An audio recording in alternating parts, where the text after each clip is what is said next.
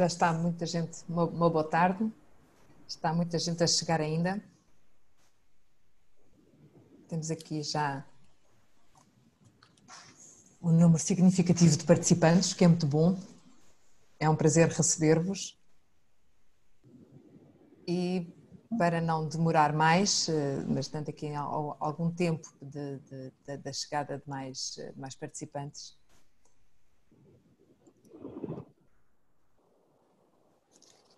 dar-vos então as boas-vindas aqui ao webinar. Uma boa tarde. Este webinar sobre o tema Saúde Mental e Trabalho em Casa. Vamos ter connosco a doutora Teresa Espassadim, membro da Direção Nacional da Ordem dos Psicólogos Portugueses, e temos também connosco o Luís Oriola, que fará a interpretação da sessão para a língua gestual portuguesa. Aos dois, muito obrigada, à nossa oradora desta sessão, muito obrigada por ter aceito este convite de estar aqui presente e de fazermos aqui esta comunicação sobre este tema tão necessário nesta altura que estamos aqui a trabalhar em casa. Após a apresentação da doutora Teresa, será aberta a sessão para perguntas e respostas. Devem colocar as questões por escrito no botão que encontram aqui em baixo, que é do Questions and Answers. Faremos depois a recepção dessas questões e depois passará a palavra no final à doutora Maria de Jesus, que fará depois a moderação, ou seja, fará depois a ligação entre os participantes e a doutora Teresa, colocando as questões para ser mais fácil e mais ágil esta nossa comunicação. Desejo-vos uma boa sessão e passo então a palavra à doutora Teresa. Obrigada. Boa tarde a todas e a todos. Agradeço o convite que foi endereçado pelo INA, a Ordem dos Psicólogos Portugueses, para a dinamização deste webinar e centrado nas questões da saúde mental e psicológica e em relação ao trabalho, em particular ao trabalho a partir de casa, que o contexto da pandemia catalisou. Aproveito também este momento para felicitar o INA pela sua ação e contributo para o desenvolvimento profissional dos trabalhadores da administração pública. Muito bem, o nosso webinar, estou aqui a tentar passá-lo, que vai estar focado enquanto objetivos na relação entre o trabalho e a saúde psicológica. Que relação é esta? Quais são as características de um local de trabalho saudável e de que forma é que podemos promover a saúde psicológica, tanto ao nível individual como das equipas e das organizações. Então começaria por fazer aqui uma breve contextualização e dizer que as organizações já enfrentam grandes desafios no que diz respeito à saúde psicológica e aos riscos psicossociais no trabalho. E esta realidade agudizar-se-á no momento presente, nomeadamente no que diz respeito aos problemas como, por exemplo, a gestão do stress. Partilho alguns dados sobre a saúde mental no nosso país que julgo importante mencionar. 1 em cada 5 portugueses tem um problema de saúde mental, um problema de saúde psicológica, e isto é cerca de 23% da população portuguesa, isto independentemente da situação de pandemia. A prevalência de perturbações de ansiedade é de 16,6% e de depressão é de 7,9% no total das doenças mentais no nosso país. A atual pandemia levou a profundas mudanças de vida, na vida das pessoas e das instituições em todo o mundo. Todas as mudanças que estão a ocorrer no cotidiano de cada cidadão, enfim, motivados pelas exigências, pela necessidade de confinamento, de evitamento do contacto social, trazem profundos desafios e novos desafios e preocupações. Estes desafios e preocupações não se limitam apenas à segurança física e económica, mas também a problemas de saúde psicológica e mental e os desafios à adaptação a estes mesmos problemas que as mudanças acarretam. Estamos por dentro deste cenário que um grande foco na limitação da propagação do vírus, do garantir equipamentos médicos e de serviços de saúde às populações, a promoção de pesquisas para tratamentos e vacinas, mas também apoiar o emprego os negócios, a economia, e por isso também ainda mais nesta fase, mas também pensarmos de que forma é que isto também afeta a mobilidade das pessoas, mas sobretudo aqui as dimensões das interações sociais e da vida em família e também o combate à desinformação. Os efeitos da pandemia por Covid-19 serão múltiplos e profundos e as consequências para a saúde psicológica dos cidadãos vão ter um lugar de destaque. Quer a população geral, quer grupos específicos, como os profissionais de saúde, por exemplo, quer a população com problemas de saúde mental e psicológica pré-existentes, estão vulneráveis aos efeitos adversos e estes podem ser exacerbados pelo medo, por sentimentos de angústia, o isolamento e o distanciamento social. Isto já é sabido. Sabemos também que um bom ambiente de trabalho e qualidade das lideranças competentes, portanto, são cruciais para a produtividade e o bem-estar dos trabalhadores e, portanto, em particular, na situação de crise, é fundamental que os gestores, as lideranças estejam disponíveis, fisicamente ou através das plataformas digitais, como esta, em que nos habituamos tão rapidamente a utilizar, que exerçam a sua liderança através da compreensão, do apoio e do cuidado aos trabalhadores. Os trabalhadores são os principais e os melhores aliados das organizações. A organização, uma entidade, é uma entidade abstrata. Sem pessoas, ela não existe. E muitas vezes parece que também os processos de trabalho fazem esquecer as pessoas, como se só apenas os equipamentos é que fossem fundamentais para a realização do trabalho. As condições em que as pessoas se encontram a realizar o trabalho são absolutamente críticas, sempre antes e depois da Covid, para a persecução dos objetivos e da missão das instituições. Então, avançando, sem dúvida que podemos pensar que a saúde, e aqui está sempre descrita como, porque é o foco deste webinar, focado na saúde mental, a saúde mental e psicológica é parte integral da saúde do ser humano. E destaco então aqui a definição de saúde da Organização Mundial da Saúde, a OMS, em que no fundo nos diz que a saúde não é só a ausência de doença, é o foco na possibilidade de concretizar um projeto de vida, de vida de cada um, é o estarmos na vida e darmos resposta ao devir. Isso é saúde. E, portanto, nesse sentido é incontornável que não basta a ausência de doença. Cada vez mais, e estamos a falar ainda, independentemente da situação que a Covid despoleta nas mudanças de trabalho, estamos ainda a falar daquelas que já eram situações que causaram profundas alterações. Cada vez mais as condições de vida das pessoas não são influenciadas apenas pela segurança e pela saúde nos locais de trabalho, quando a saúde tantas vezes é considerada apenas na dimensão física, mas também pela saúde mental e psicológica, por fatores psicossociais, que eu vou contribuir para que este termo fique mais claro, que são como as relações interpessoais ou a organização do trabalho, por exemplo. As mudanças ocorridas no mundo do trabalho estão realmente marcadas por transformações socioeconómicas, o aumento do desemprego e do subemprego, o aumento da incerteza e da instabilidade laboral, os contratos precários, o aumento da carga e do ritmo de trabalho, a insegurança causada também pela imprevisibilidade das mudanças na reestruturação das organizações, entre muitos outros, e estão associadas exatamente ao aumento dos riscos psicossociais com forte impacto na saúde física e mental dos trabalhadores das diferentes organizações.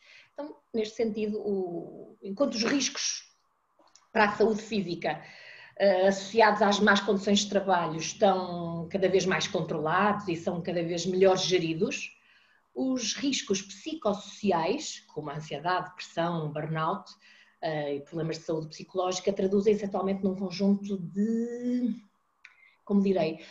consequências muito nefastas, mas não só para a organização, mas como para o trabalhador e para a sociedade, com a respectiva consequência em termos da sustentabilidade dos sistemas. Portanto, estamos a falar de uma situação situações que, não sendo geridas, são causadas no ambiente de trabalho, afetam a própria organização, afetam o indivíduo e afetam a sociedade como um todo. Podemos ver então que os riscos psicossociais no trabalho, e fazendo aqui o paralelismo em todos os nossos contextos físicos de trabalho, que não o deste que agora que estamos em casa, vemos inúmeras situações em que a segurança física foi acautelada, como os sinais obrigatórios de sinalização de saída, os degraus que têm barras antiaderentes para que as pessoas evitem escorregar e haja quedas e, portanto, esses acidentes de trabalho. Todas as situações as pessoas que utilizam proteção individual, como botas específicas, capacetes em barras laterais de proteção, tudo isto foi um caminho que alguns se recordarão que parecia ficção científica nos anos 80, mas fizemos este caminho e hoje é sem dúvida o tipo de trabalho porque se alterou. Estamos muito mais no trabalho no setor terciário do que no setor primário e secundário, onde estas questões mais se colocam. Então os riscos psicossociais são sobretudo afetados essencialmente por estas dimensões relacionadas por um lado com as tarefas laborais, e o que é que são exemplo?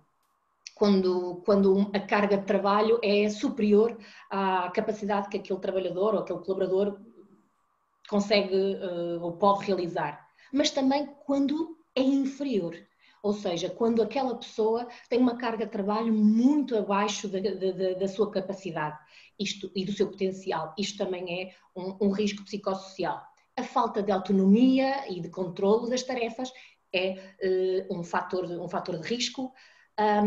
Ou um grau muitíssimo elevado de automatização das tarefas e tarefas que não têm, ou que são perigosas por outro lado, ou que são repetitivas e sem significado por outras. Estes são exemplos daquelas os riscos causados pela categoria de tarefas laborais. Depois temos aquelas que têm a ver com a organização do trabalho, a maneira como o trabalho está organizado. Podemos pensar desde os horários de trabalho contínuos e excessivos, com poucos momentos de pausa, ou no caso... Estamos a falar de horários superiores a 8 horas e com isto isto está tão presente no nosso pensamento quando pensamos nos profissionais de saúde que hoje estão na linha da frente da batalha da Covid, de como isto é um risco daquilo que é a natureza do seu trabalho. Horários por turnos por si só é um fator de risco para as pessoas, principalmente porque não terem o devido tempo de descanso entre os momentos de trabalho. Mas também se colocam aqui exigências superiores das lideranças, exigências contraditórias. Isto são alguns aspectos que por vezes algumas organizações manifestam, e isto é um problema que tem que ver com como o trabalho está organizado. Mas relacionado com a estrutura, como a estrutura das entidades, das instituições de trabalho, quando há indefinição das funções e pouca clareza do papel de cada um, ou uma demasiada interdependência de funções dos trabalhadores, isto é problemático. Quando a comunicação interna naquela organização é limitada ou disfuncional e não permite que todos saibam daquilo que é necessário terem conhecimento acerca do seu trabalho e da organização como um todo. Os conflitos e a má relação entre os diferentes trabalhadores, dos diferentes departamentos, ou seja, não só em termos verticais numa estrutura hierárquica, mas também em termos horizontais naquilo que é a organização do clima no dia-a-dia de trabalho. Aqui há fatores críticos também que poderão ser mais evidentes para muitos de nós, que têm que ver com a falta de oportunidades de promoção e de desenvolvimento em termos profissionais, quando existe um baixo nível de recompensa ou de reconhecimento também. Existem poucos mecanismos que permitam isso. Estamos, mais uma vez, face a fatores de risco psicossocial. Mas depois existem outros fatores que não são propriamente deste tipo que mencionei, e que ainda se ampliam mais nestas circunstâncias e que têm que ver, por exemplo, com a incerteza acerca do futuro do posto de trabalho.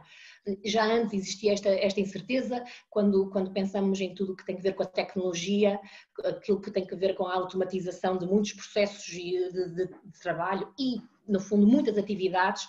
Poderão existir aqui algumas funções que poderão estar mais em risco. Essa incerteza acerca do futuro do posto de trabalho é algo que podemos todos perceber que o impacto que isto gera em termos da saúde mental daquele indivíduo, daquela equipa ou na organização. Um ambiente laboral de conflitos,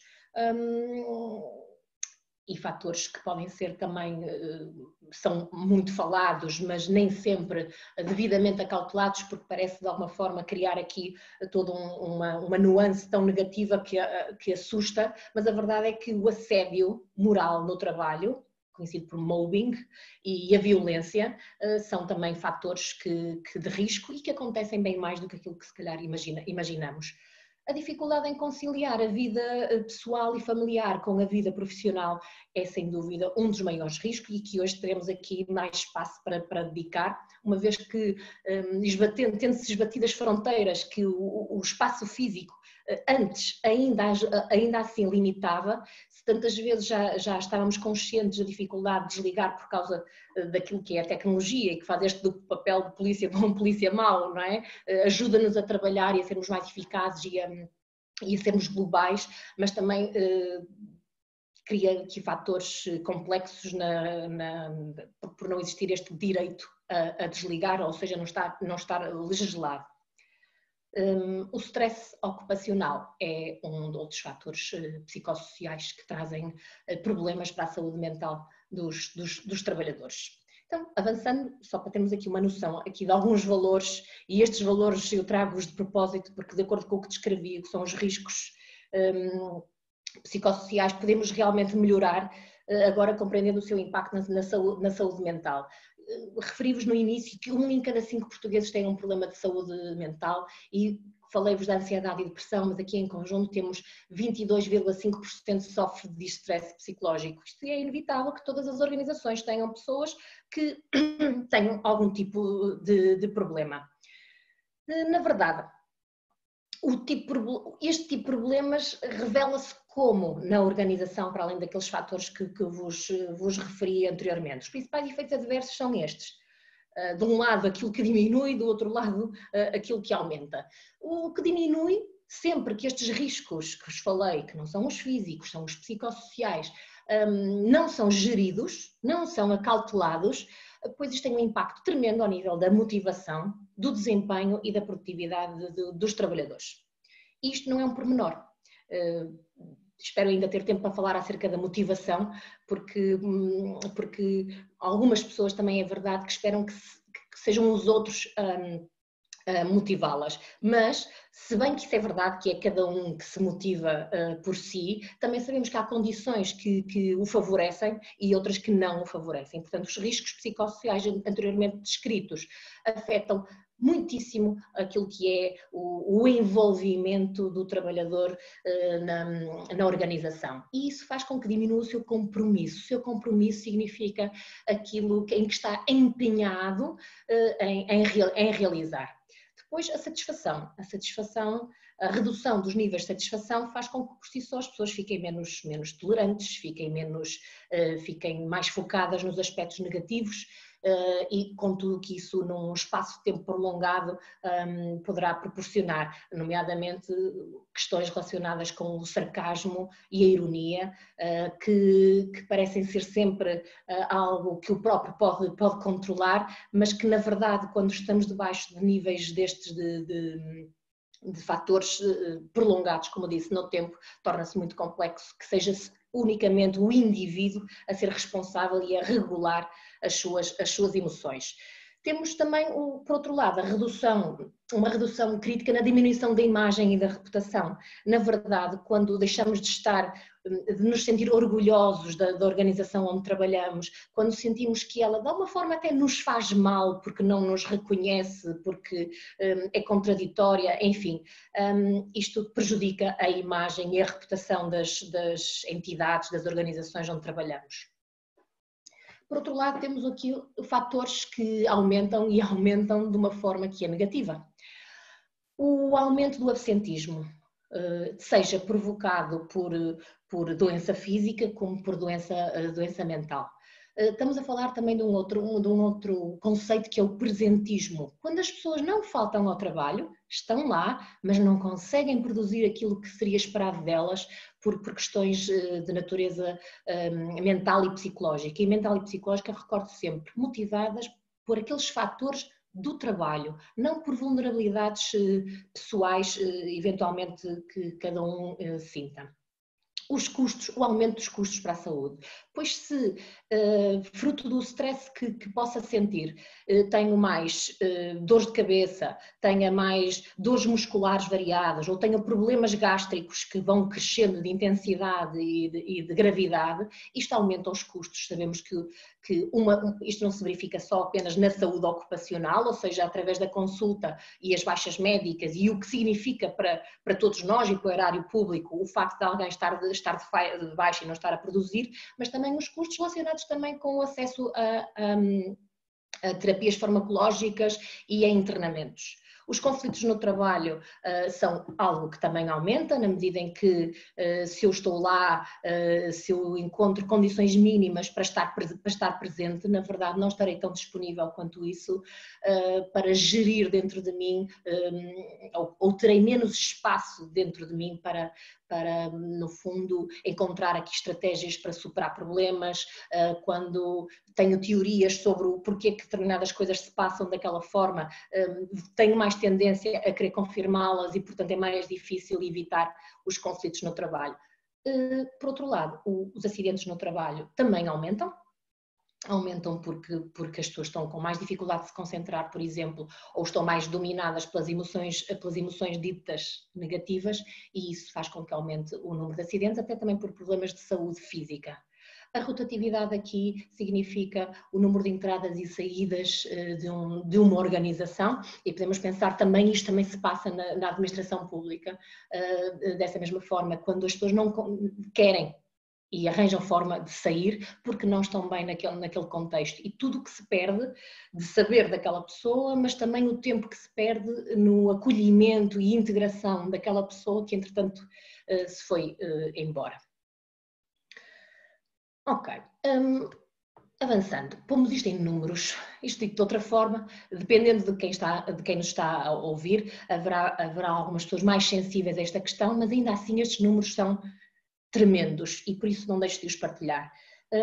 A Ordem dos Psicólogos fez alguns cálculos relacionados partindo de alguns indicadores, e em Portugal a perda de produtividade devida conjuntamente ao absentismo e ao presentismo, motivados por stress e por problemas de saúde psicológica, portanto, estamos a falar do presentismo e absentismo motivados por estes problemas. Isto pode custar às empresas portuguesas, às organizações portuguesas, até 3,2 mil milhões de euros por ano. Isto há obras públicas que custaram muito menos do que este valor. Por outro lado, também se estimou que os trabalhadores portugueses faltem, devido ao stress e a problemas de saúde, 6,2 dias por ano no total ao trabalho. E o presentismo, referia, o estar no trabalho fisicamente, mas não conseguir produzir aquilo que era esperado, pode ir até 12,4 dias. Reparem o impacto que isto tem quando um só trabalhador pode, em média, faltar até 12,4 dias, pensando no conjunto total, por exemplo, de trabalhadores da administração pública, ou como isto impacta aquilo que é o tipo de resposta que se pode dar. Por outro lado, há um desconhecimento ainda muito, muito significativo que isto pode ser gerido, que isto pode ser prevenido, e aqueles que têm esta noção de que pode ser prevenido, talvez não tenham ainda o conhecimento das organizações de como devem fazer, ou seja, de como, através do desenho e implementação de certos tipos de programas custo-efetivos, isto pode gerar um retorno do investimento feito em prevenção e em gestão dos riscos psicossociais, que ascende a valores como esses que aqui partilho, de cerca de 1.000 milhões anual. Portanto, não estamos a falar de uma vez na vida. Portanto, é relevante fazermos e urgente fazermos estas medidas de prevenção, porque custa muito, muito mais dinheiro lidar com as perdas. E a evidência científica também nos demonstra de uma forma consistente, ou seja, não é um estudo uma vez ou outro, e estamos a falar não só estudos em Portugal, como em estudos a nível europeu, que nos demonstram que quando os trabalhadores se sentem apoiados, valorizados, tendem a apresentar maiores níveis de bem-estar e de saúde, e têm também níveis mais elevados de desempenho, de concentração, de motivação, níveis mais elevados de envolvimento e compromisso com os objetivos da organização, e com isso também se reduz a diminuir os problemas, os custos dos problemas, e os custos desses problemas da saúde física associados ao stress ocupacional, como mencionei, as doenças cardíacas, ou as dores musculoesqueléticas, onde se coloca tantas vezes, falamos das dores de costas e as dores de pescoço, como se isso fosse por si só um problema. Portanto, tem aqui uma manifestação física, mas de origem psicológica.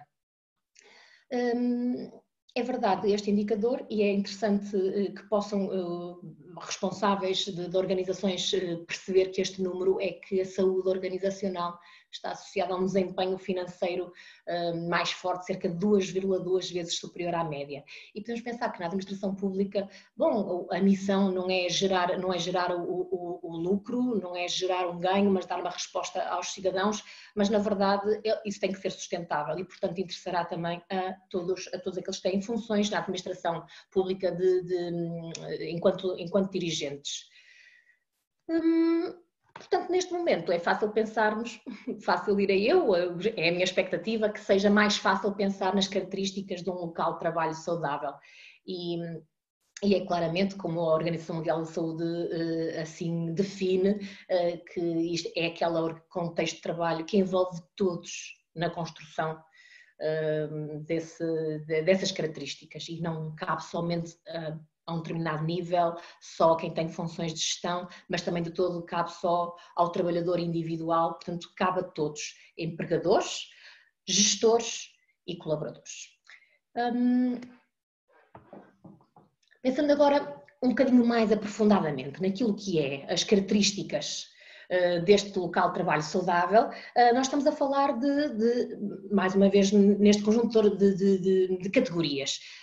Começando por aquilo que é o trabalho. O trabalho, então, remete-nos para como é que é a carga de trabalho, a distribuição da carga de trabalho. Nós não estamos a falar apenas do número de horas que formalmente, e destaco aqui, o formalmente se trabalha, é de que tipo de esforço é necessário imprimir para se conseguir desenvolver esse mesmo trabalho. E se esse trabalho está associado tanto às competências daquele trabalhador como à sua experiência. Isto não é indiferente.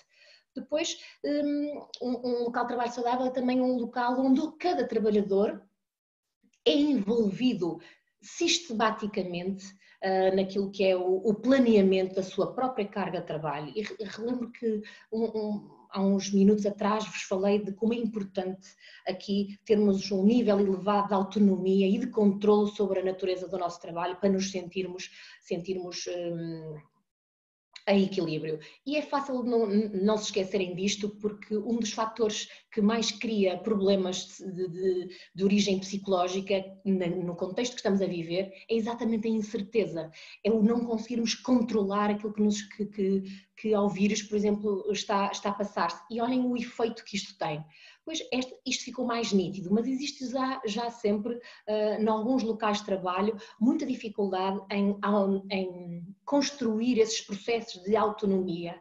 E autonomia não é independência. Quem trabalha numa organização sabe que tem que colaborar para um bem comum, mas autonomia significa ser capaz de pensar sobre o que tem para fazer, sobre a partir do conhecimento que tem e da sua experiência. Falei-vos da clareza dos papéis e das funções. Ainda não mencionado, mas tem muito que ver também com as condições de trabalho a partir de casa, aquilo que é as condições físicas, ambientais, o ruído, a luz, os equipamentos, tudo isto é muito importante. E é muito importante e não é um pormenor, de pensar que grande parte de nós não tem um escritório montado em casa e, por exemplo, a cadeira onde se senta, ou a secretária, ou a mesa de apoio onde coloca o seu computador, pode não proporcionar aquilo que é uma sua boa utilização. E muitos sentirão nesta altura dores por não estarem em termos as condições ergonómicas garantidas. E quando se trabalha com dor, está-se a fazer esforço. Quando se está a fazer mais esforço, a produtividade é afetada. Se a produtividade é afetada, então é natural que ela não seja, pelo menos, mesmo que não fosse por mais nada, fosse afetada nas condições de trabalho. Ao nível da organização, por exemplo, é se aquela entidade recolhe regularmente informação e também de uma forma sistematizada que permite caracterizar a segurança, a saúde física e psicológica, sempre saúde é isto tudo, e o bem-estar no local de trabalho. Será que as instituições fazem esta recolha sistemática desta informação? Porque é com base na recolha sistemática desta informação que pode ser possível planear e desenhar programas que ajudam a prevenir e a gerir os riscos psicossociais. E, no fundo, e também que medidas de instrumentos são utilizadas pelos locais de trabalho para isso. E se, por outro lado, se isso já é feito, se os indicadores, se a informação recolhida é partilhada com os diferentes trabalhadores, de forma a que seja um assunto de todos e que todos, como eu disse, característica de um local de trabalho saudável, possa ser envolvido a pensar de que forma é que a organização pode ser mais segura e proporcionar maior bem-estar. Mas também se proporcionam também ações de vigilância da saúde, se há... E não são simplesmente ações avulsas. Sempre que estiver a falar destas medidas, destes programas, eu não me estou a referir a ações avulsas que possam ser feitas aqui e ali pelas organizações, mas um plano sistemático que vem de uma avaliação realmente sistemática. Como é que é feita aquilo que é as formas de lidar com problemas de saúde psicológica, se as chefias e as lideranças têm informação a esse nível para saber lidar com aquilo que são momentos particularmente mais difíceis da sua condição de saúde que os trabalhadores possam estar a viver, se há uma política zero em relação a comportamentos abusivos e discriminatórios ou desadequados que podem proporcionar ou configurar situações de mobbing, ou seja, de assédio no local de trabalho, mas no fundo tudo que tem a ver com a discriminação em geral. Relativamente às relações interpessoais, podíamos só ver aqui alguns exemplos. São locais onde é encorajada a partilha de boas práticas dentro das equipas e interequipas. Estamos a falar dos processos de comunicação interna serem de qualidade, permitindo essa comunicação a ser entre todos os níveis hierárquicos e também se há um processo regular de feedback e de abertura e de transparência, isto proporciona bem-estar. E, por outro lado, estava aqui a tentar lembrar-me, se há realmente liberdade para os trabalhadores expressarem aquilo que são as suas preocupações e aquilo que são as suas opiniões. Um outro aspecto muitas vezes muito esquecido tem a ver com aquilo que refiro ao desenvolvimento pessoal e de carreira. Se existe esta possibilidade de crescer, de me desenvolver, de conseguir adquirir e aprofundar outras competências e aptidões, expandir o meu conhecimento, e isto tem muito que ver e está muito ligado com fatores como a motivação.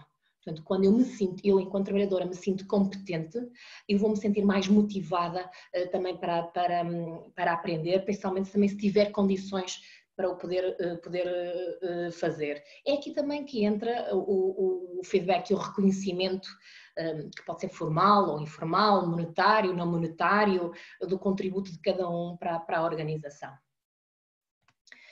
E estamos aqui a título de exemplo uma fotografia que pode ser um espaço de trabalho de qualquer um de nós hoje em dia e que tivemos todos que adaptar as condições físicas, pessoais, familiares, para podermos muitos de nós trabalhar a partir de casa. E isto significa conviver com outras pessoas, principalmente para aquelas que têm, por um lado, crianças e jovens em idade escolar, e perceber que isso também é o espaço a casa, é o mesmo espaço de trabalho deles, mas também para quem tem adultos idosos ao seu cargo e tem que continuar a apoiar e pensarmos que tudo isto é feito e já existia para algumas realidades, pessoas que faziam este tal teletrabalho, mas trabalhar a partir de casa não é bem teletrabalho, porque quando se tem que providenciar este tipo de apoio a crianças e jovens e a outras pessoas sem o tipo de ajudas que antes existiam, sem se estar sozinho em casa como antes, e isto pensando naqueles que vivem com famílias, na verdade isto traz todo um impacto que é muito difícil e que muitos de nós estão a sentir e que não vai desaparecer com este início do desconfinamento, porque sabemos que também que as recomendações do estado de calamidade nos alertam para este dever de continuarmos a assegurar o distanciamento físico e, portanto, isto continua a existir nas nossas vidas.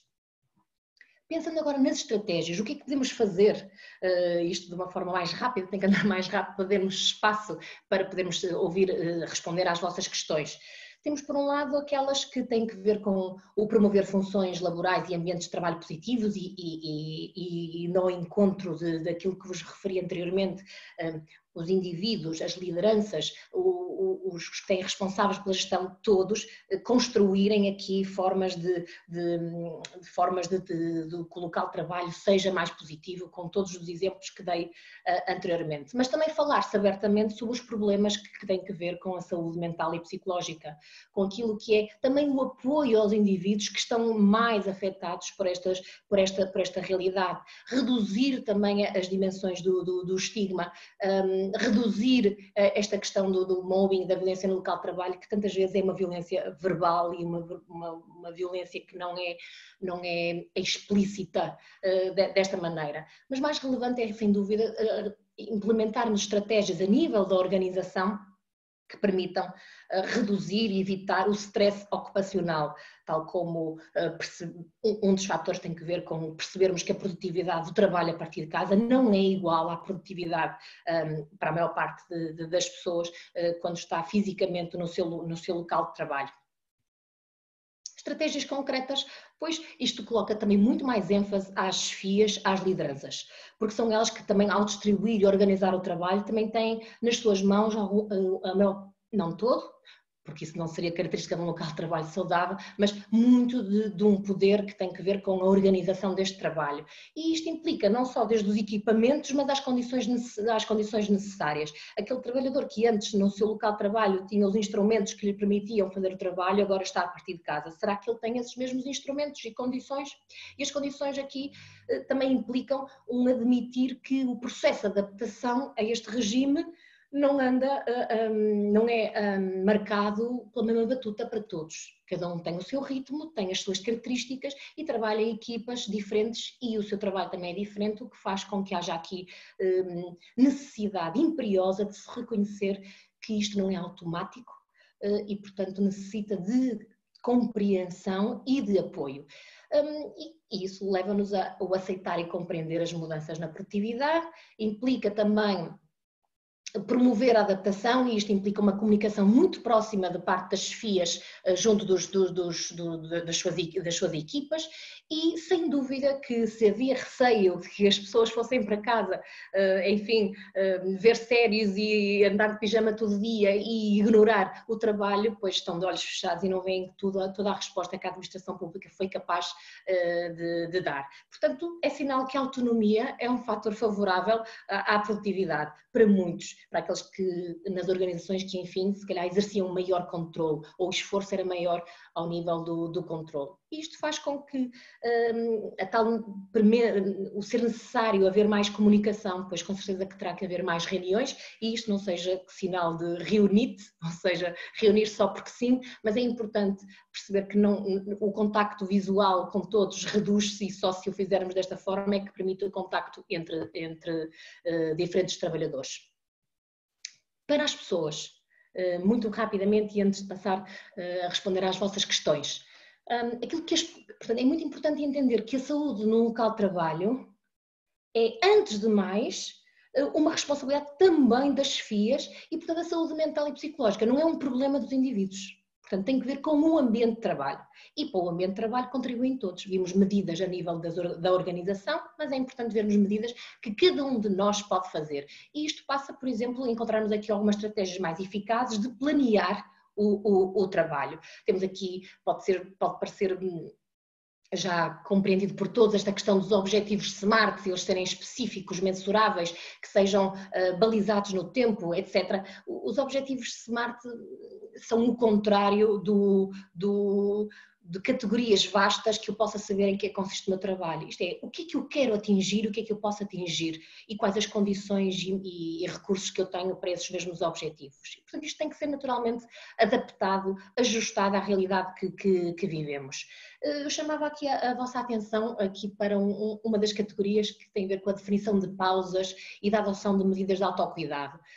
Trabalhar a partir de casa com toda a gente nestas circunstâncias dentro de casa e não colocando da parte aqueles que vivem sozinhos, seja porque vivem sozinhos porque não têm outros elementos da família com eles, seja por aqueles cujos familiares não podem estar com eles devido às questões da pandemia ou porque são profissionais de saúde. É muito importante haver aqui um equilíbrio entre as necessidades pessoais e familiares. E quando é preciso dar suporte a filhos menores no estudo, o estudo e as aulas acontecem de dia, não acontecem à noite. Portanto, se aquela pessoa está a dar esse apoio aos seus filhos menores, pois com certeza que vai ser muito difícil fazer as horas de trabalho diurnas e, portanto, vai ser complicado haver uma chefia que não tenha atenção na distribuição do trabalho nessa equipa, quem é que tem filhos menores. Também é verdade que é uma grande oportunidade para muitos pais e mães perceberem o que é que significa apoiar os seus filhos no estudo, que não é necessariamente estarem a assistir com eles às aulas, nem andar atrás deles para fazerem os trabalhos. Mais uma vez, o desenvolvimento da autonomia aqui é muito importante. Destaco aqui a questão do combate ao estigma e à discriminação e de como também é importante o mantermos-nos informados. Aqui um dos fatores no início, na contextualização que mencionei, tinha a ver com a desinformação. E a ignorância e a desinformação são fatores que andam de mãos dadas aqui com a discriminação e com o estigma. E por isso também nas questões da saúde mental isto é ainda mais crítico. O desconhecimento, o medo faz com que as pessoas, enfim, tenham atitudes menos inclusivas no seu contexto de trabalho e também no seu contexto pessoal. Para finalizar, estratégias individuais, vou só chamar a atenção de algumas. É certo que terão acesso já a muitas delas, mas não deixe de chamar a atenção para as dimensões do sono, em primeiro lugar. Horas de sono. Os portugueses são conhecidos internacionalmente por muitas boas razões, mas também por algumas más razões e a este nível as horas tardias em que se vai dormir, o não haver uma qualidade de sono assegurada, tem um impacto tremendo naquilo que é a atenção, concentração e produtividade. Depois este lado de reconhecermos que não somos robôs, uma máquina, portanto nós não estamos simplesmente programados para fazer aquela tarefa e enquanto o algoritmo não for alterado é aquilo como se nada mais impactasse. É importante percebermos que face às circunstâncias que vivemos, Isto é importante para que o nível de exigência e de pressão que coloquemos a nós próprios não seja demais, para além daquilo que também, em termos de equipas de trabalho, possam ser sentido. Chamava a atenção também, se permitirem aqui, aquilo que é o não nos isolarmos. O não nos isolarmos, aqui tenho uma particular atenção, porque é-nos recomendado que nos isolemos fisicamente, não emocionalmente. Portanto, é muito importante que seja possível reservar tempos e espaços próprios para partilhar com os outros o que pensamos, o que sentimos, falar de outras dimensões que até possam ser mais ditas superficiais, mas que ajudam a fazer ponto com os outros, mas que não sejam só essas as dimensões, as superficiais, que sejam partilhadas, que os nossos estados de espírito e preocupações possam ter espaço e eco nos outros. Por fim, se algo for já demasiadamente difícil de suportar, pois claro que há estruturas e serviços que entretanto também foram criados para dar resposta à população e aos profissionais de saúde, e este é um dos exemplos do nosso SNS, a linha de aconselhamento psicológico que está acessível para todos, 7 dias por semana, 24 horas. Deixo para a vossa consulta, se depois assim entenderem, aqui também alguns recursos, e destaco um que de certeza que devem ter tido acesso e que resulta de um trabalho colaborativo com uma equipa bem vasta da administração pública, que é o guia Casa Mais. Muitos destes recomendações poderão ser encontradas num guia bem mais amplo do que este webinar está aqui a focar, e que são uma excelente ajuda para encontrarmos aqui informação para aquelas dimensões todas que hoje, a propósito da saúde mental ser o tema do webinar, não focamos, mas que impactam o trabalho a partir de casa. E por isso estou agora disponível para as vossas questões, e agradecer mais uma vez por esta oportunidade e desejar que o trabalho a partir de casa seja sim algo que proporcione a autodeterminação de cada um. Obrigada.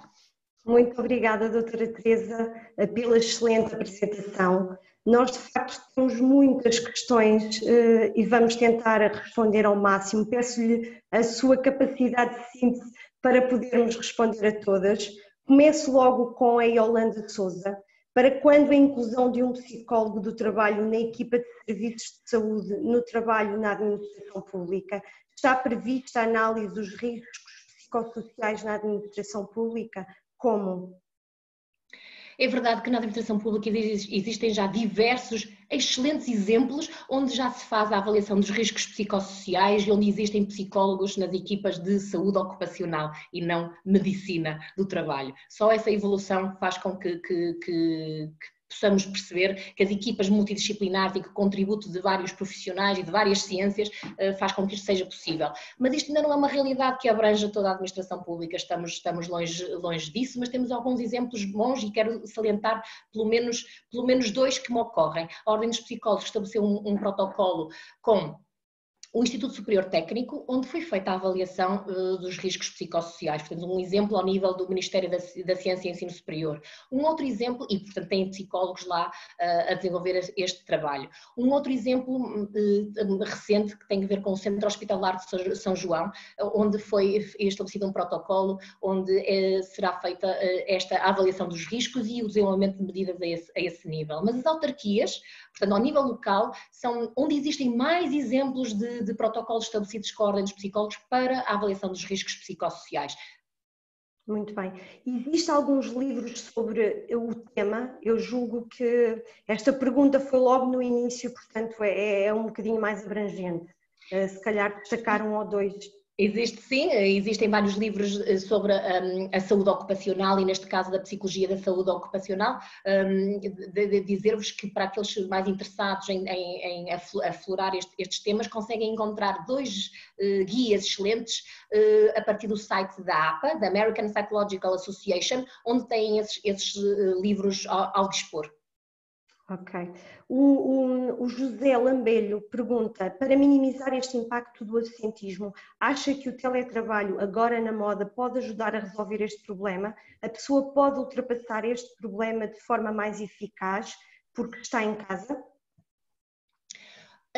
O teletrabalho, não necessariamente o trabalho a partir de casa, e, portanto, o trabalho a partir de casa nestas circunstâncias, mas o teletrabalho era já uma medida de flexibilização e de foco para conciliar vidas pessoais e vidas profissionais anteriormente. E neste caso a administração pública tem demonstrado que sim, que isto é possível. Portanto, se é possível realizar este trabalho, também é verdade que isto pode minimizar outros impactos. Agora, trabalhar a partir de casa não passa a ser um trabalhar sozinho e, portanto, se houver fatores psicossociais que tenham que ver com aquele local de trabalho, e quando falo de local de trabalho é a organização e não necessariamente o trabalho físico, o trabalhar a partir de casa pode pôr-nos menos em contacto, mas se for, por exemplo, aspectos que tenham que ver com a carga de trabalho ou da comunicação, trabalhar a partir de casa não vai alterar isso. Aliás, até pode ampliar dependendo das equipas. Certo. A Dina Pereira pergunta que, estando em teletrabalho, não podemos utilizar o absentismo e o presentismo, pois o trabalho é feito em casa. Neste caso, a valorização do trabalho feito é passível de avaliação? É possível reconhecer-se o trabalho a partir de casa e sim, na verdade, se eu estiver com uma gastroenterite e incapaz de estar de pé, chamado de pé, a trabalhar, isso vai-se notar. Portanto, nesse sentido, há uma falta ao trabalho, ainda que esse trabalho, nestas circunstâncias, estivesse a ser prestado a partir de casa.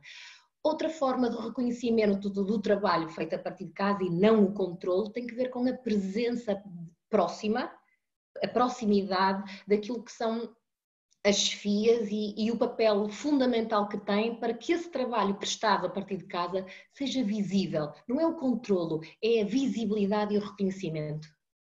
Muito bem. O Carlos Domingos pergunta que desde há 3 semanas tenho tido distúrbios de sono. Poderá estar relacionado com o teletrabalho?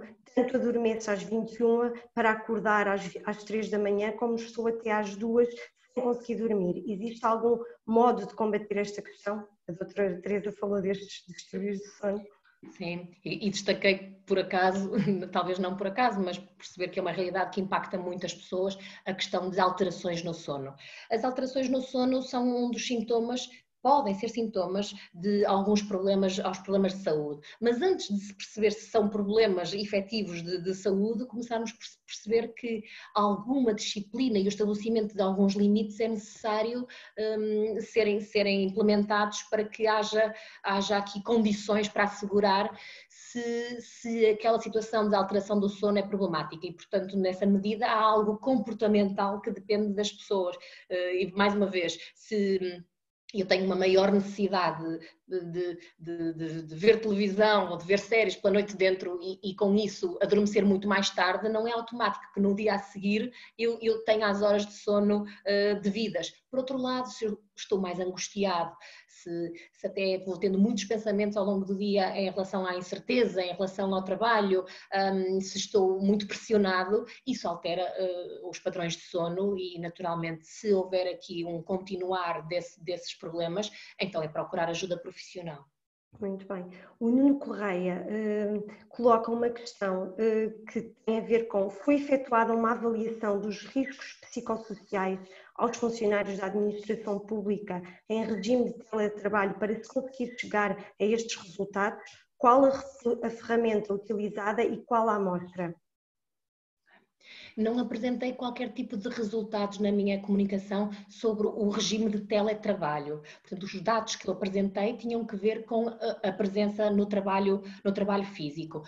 Os psicólogos utilizam um instrumento que se chama COPSOC, é um instrumento de avaliação dos riscos psicossociais aferido para a população portuguesa e é uma das formas de obter resultados fidedignos. Aquilo que é o impacto na saúde mental e psicológica durante a pandemia e, portanto, a partir do momento em que se generalizou a prática do teletrabalho ou do trabalho a partir de casa, pois ainda não existem muitos estudos ainda a decorrer, mas de larga escala ainda não temos esses dados. Muito bem. A Susana Maria fala de que a produtividade pode ser monitorizada, logo o trabalho em casa pode ser produtivo. Na minha opinião, deve haver muita formação nas tecnologias. Este é apenas um comentário de conclusão, digamos assim. A realidade, do Miguel Gonçalves, a realidade da função pública está um caos. Eu sou assistente técnico e não há oportunidade para os funcionários. Poucas formações, cada vez mais no trabalho é digital, cada vez mais contratam técnicos superiores em vez de darem a oportunidade e formar mais os que estão muitos anos com experiência. Isso também terá a ver com a motivação, que a doutora também falou. Uma das dimensões que falei que tinham a ver com o desenvolvimento de carreira é um dos fatores que deve ser acautelado nas organizações e dar instrumentos de desenvolvimento de competências a quem já lá está, para que possa sentir-se competente e motivado para se manter ligado àquele local de trabalho. Sim, mais investimento no desenvolvimento das pessoas. Temos aqui outra pergunta. Será possível... O regresso ao local de trabalho implica novos desafios a nível mental, nomeadamente o voltar à exposição ao risco de contágio. Que estratégias mentais adotar para lidar com isso enquanto se trabalha na organização? E que dizer das pessoas preocupadas com a saúde dos filhos que regressam à escola no dia 18? Tem havido alguns comentários sobre o quão exemplares os portugueses e também internacionalmente tão exemplares que fomos naquilo que foi o confinamento e a adoção de medidas de proteção, e é sem dúvida um grande desafio o percebermos agora que condições individuais e da organização são proporcionadas para que as pessoas se sintam progressivamente mais seguras para retomar algumas das rotinas. Na verdade, devemos pensar que seguir as recomendações que nos são dadas pela Direção-Geral da Saúde é uma forma de nos focarmos no que podemos fazer e não no que não podemos. Claro que há risco, ninguém pode dizer-lhe que não, mas nós talvez não precisemos de tudo na vida, de 0 certezas ou de 100 certezas. E há aqui os comportamentos das pessoas que têm um fator muito relevante. As organizações, as diferentes entidades devem estar muito sensíveis a como proporcionarem essa segurança às pessoas. E isso passa por exemplo, comunicarem que alterações, que medidas estão a adotar, explicar-lhes uma e outra vez para que as pessoas se sintam progressivamente mais seguras e principalmente exatamente por isso, porque alguns deles terão filhos como aqui a questão foi mencionada, e a partir do dia 18 voltarão às escolas e, portanto, não são só os professores que têm que lá ir dar aulas, mas também as famílias que vão precisar de deixar os seus filhos regressarem à escola. A comunicação aqui é essencial, clara, simples, que possa ser compreendida a cada momento para gerar confiança. É a geração de confiança que vai permitir que as pessoas lidem com os seus medos, porque não é preciso que não se tenha medo. É preciso que se lide com o medo. Muito bem. Ana Silva pergunta se a ergonomia tem como objetivo garantir a saúde e a segurança dos trabalhadores e aumentar os níveis de produtividade. Porque é que os serviços públicos é o que menos importa?